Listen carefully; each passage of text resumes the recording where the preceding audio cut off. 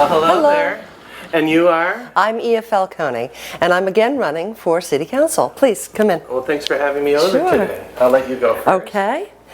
Welcome to the kitchen. Kitchen, okay. A lovely old home. And here's the main part of the home. Notice the high vaulted ceilings. This house is from 1926. It was originally moved here from Delavina Street. And we've added on to it over the years and been very comfortable here for the past almost 20 years. What part of town are we in? We're on the Mesa. We are on the Great Mesa of Santa Barbara, one of the great neighborhoods, along with, we have so many wonderful neighborhoods. But Larry, if I could, now I'd really like to take you and show you some of my favorite things. Okay, well, I'll follow along. Okay, thank you. Oh, before we leave, would you mind if I introduced you to my precious puppies? Oh, sure. Who do we have here? We have JJ. Come here, puppy. Come on, baby. Oh, he's shy. He's camera shy, you see? And then this is Samantha, who's preoccupied with her very favorite activity, which is gnawing on a bone.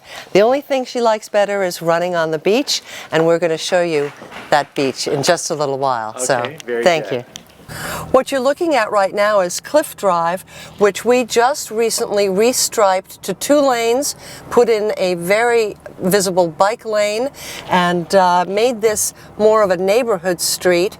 It's the beginning of what we hope will be more enhancements for the neighborhood of the Mesa, which is this is our main street. So we're very proud of that. Our next destination is going to be the Arroyo Burro Creek and Estuary Restoration.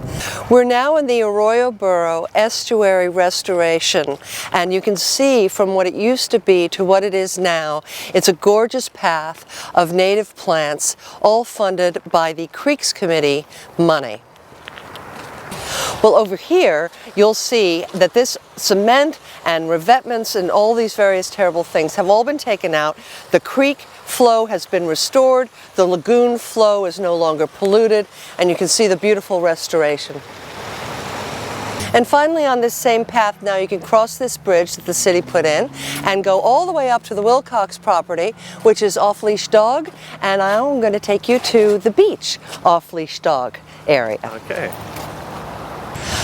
So now we are at the off-leash dog park area that I'm very proud of, fought very hard for, and it's right at the base of the Wilcox Property, better known as the Douglas Family Preserve now. We were just on the other side of it. But you can see the dogs playing. It's a weekday that we're doing this, so not too many dogs, but you should come here on a weekend, and boy, there's happy, happy puppies. Turn around, you'll see 2 more that are coming to play.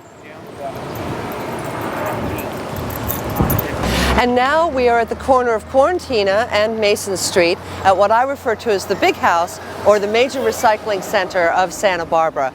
We took our recycling from 34% to 74% in the 8 years that I was on council.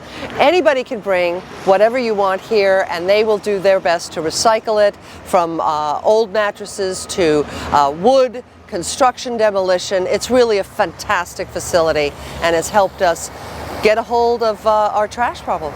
What part of town are we in here? We are in the industrial zone, and you can see all these big trucks going by. We're at the 101, Quarantina, and Mason Street. Now we're at the other end of the building, and it's just a hubbub of activity. You can see all the trucks in the background sorting various different kinds of recyclable materials.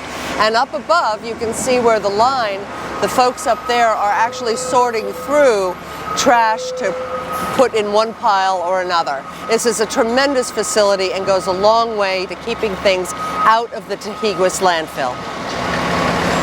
Here now we're on calle Cesar Chavez, right across the street from the Casa de la Raza, and this is a very interesting project. When you talk about workforce housing and middle-income housing, here's a great example. These condos are for sale, but they're all in the middle-income range. So if you would like to be able to stay in Santa Barbara and be close to where you work. We're trying to achieve that through projects like that. It's not all going to be high-rise buildings. So now here we are at the Teen Center, and when this building became available, the staff actually wanted to turn it into office buildings, but the Youth Council came to us and said, please save this building for us. We don't have a teen center and we really could use one. So I thought it was a brilliant idea, and here it is. And where are we at here? We're on the corner of Chapala and Victoria Street, right in downtown Santa Barbara. The Teen Center is incredibly important and is now the home to PAL, the Police Activities League, which is an organization that was started about 7 years ago, and now the city does help to fund it. They serve about 1,500 at-risk youth and low-income youth every year, and it's incredibly important, the connection that is made between the youth, the law enforcement, to give our kids a chance at something as an alternative to gangs. Yeah, you were telling me about how you help bring different agencies together. Tell me about that.